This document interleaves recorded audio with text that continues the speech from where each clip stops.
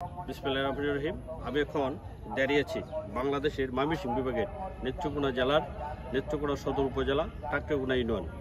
এটি মূলত 1912 থেকে 1918 সালে ময়মনসিংহ ভৈরব বাজার রেলওয়ে কোম্পানি ময়মনসিংহ গরিপুর নেত্রকোনা মোহনগঞ্জ শ্যামগঞ্জ জাঞ্জাইল এবং গরিপুর উপজেলা রেল লাইন স্থাপন করে। এটি এই স্টেশনে ইন্টারসিটি সহ যতগুলো ট্রেন আছে সবগুলাই এই স্টেশনে থামে।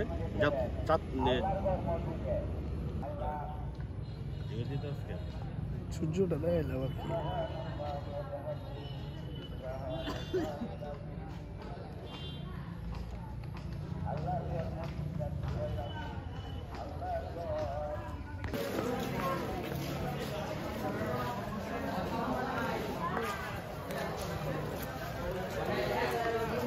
বলা মাদার